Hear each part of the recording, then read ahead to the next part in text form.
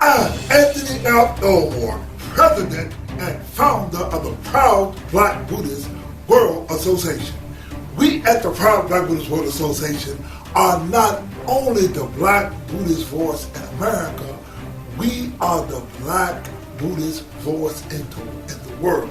And we have another one of our exciting Black Buddhist lectures for you today. Now please understand that we at the Proud Black Buddhist World Association present to you Black Buddhist lectures. We are like a black radio station. It means that we are cultural, not racial. So when we speak in the dialect of our black culture. Now, there's a lot that's going on here. You see, there's culture, there's history, and there's language. My lecture today is how Buddhism and Buddha changed from black to white in the 1st century AD.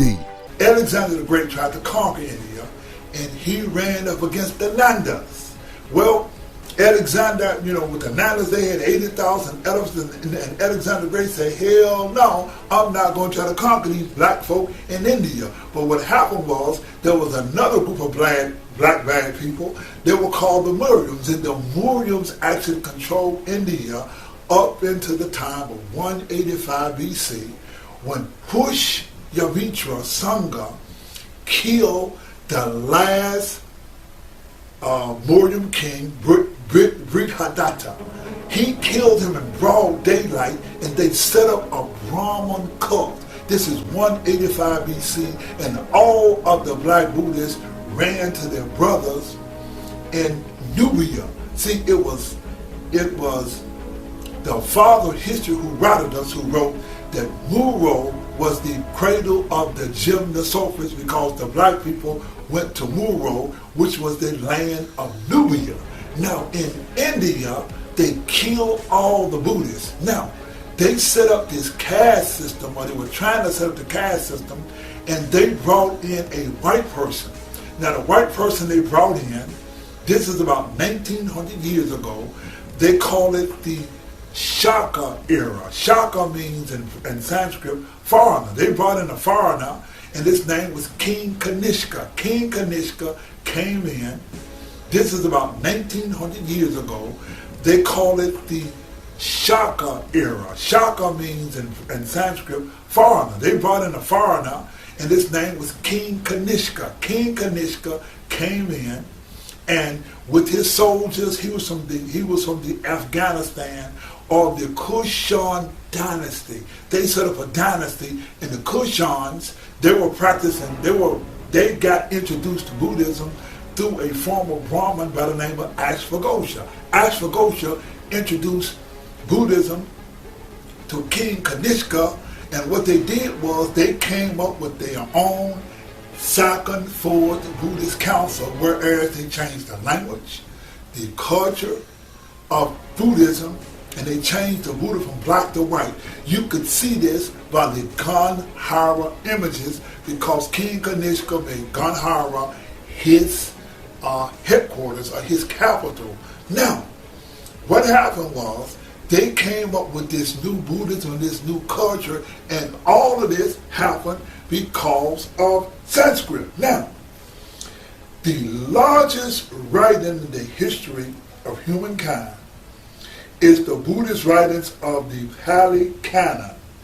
This is the first or the largest evidence of any religious writings in the history of mankind. The Pali Canon is about 14 times larger than the Bible, and if you take all of the writings of Judaism, Christianity, and Islam, and you put all that together, the Pali Canon will still be 3 times as large as all of that put together. It's the largest religious work in the world, and it's called the Pali Canon. It comes from Pali, or Pascal. Now, the Vedics created a new language called Sanskrit. Now, listen to this. The first archaeological evidence of Sanskrit is called the Rudra Danam. The Rudra Danam came about in the AD. Now, This is how white people got an orgasm or how they went off. See, what they did was, in Syria, there was a document in Syria, and what they did was, they saw this document in Syria about 1500 BC, and it looked like, or it resembled Sanskrit. And so what they did was they got together and they appropriated this and called it Sanskrit. And they says the white language goes 1500 years. And when you go into the 19th century, all of the white people, all of the white scholars got together. They converged on India, they converged on Sanskrit, and they used this. Now, the Mahayanas were the Brahmins. Now, the Murians, they were the black people. Now, how do we know about the Murians? Because King Asoka left edicts. He left edicts in writing in the language called Karasi. Karasi was a Proscript or a black language. Now, what is most urgent for black people to understand is how Sanskrit was used to extricate and to perpetuate racism. We created the proud Black Buddhist World Association to reject the Sanskritization of Buddhist teachings. Please understand that whites and Europeans had conquered the world. They hated the idea in the Bible of Jews who were Semite that had black blood.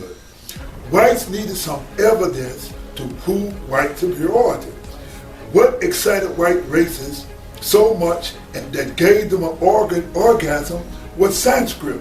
The Hindus told a false history in their Vedas that Indo-Aryans conquered the black indigenous people of India, and their light-skinned Brahmins who ruled India were ancestors to a superior white race called Aryans. Now, white people worldwide literally got a nut. The British dispatched Sir William Jones to India. People look up, I want you to look up a free book. Now Google this, it's called the Royal Asiatic Society of Great Britain and Ireland. See, European scholars will let you know that there were not any white people in ancient India. See, the Indus Valley civilization, they lived on the Saraswati River. And they lived on the Saraswati River, and they created a city that was so complex. They had running water, indoor toilets.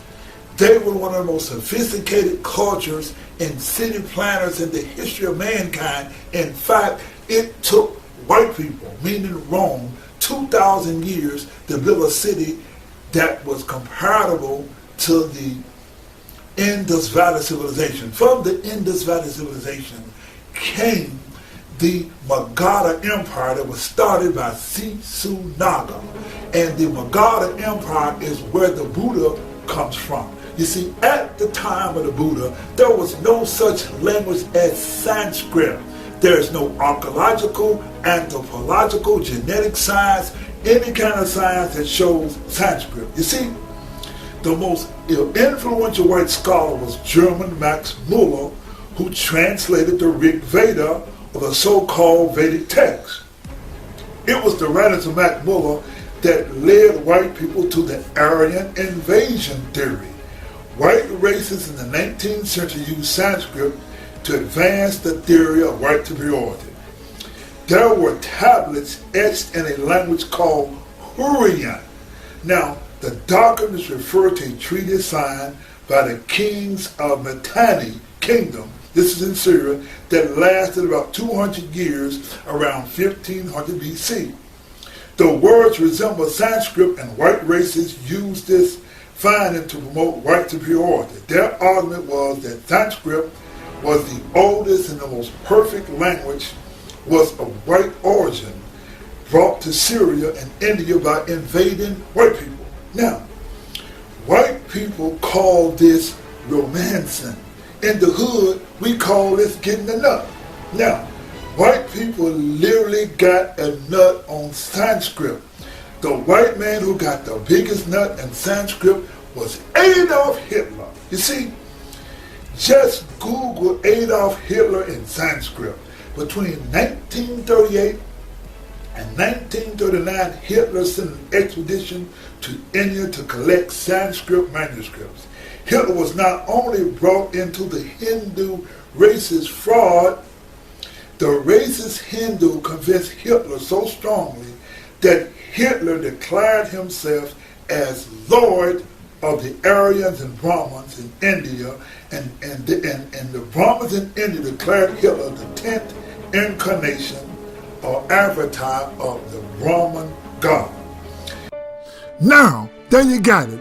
Here I am, a black man, have given you more Black Buddhist history in about 10 minutes than these white folk and these Asians would give you in 10 years. Anyway, I am Anthony M. Elmore, President and Founder of the Proud Black Buddhist World Association. Thank you very much.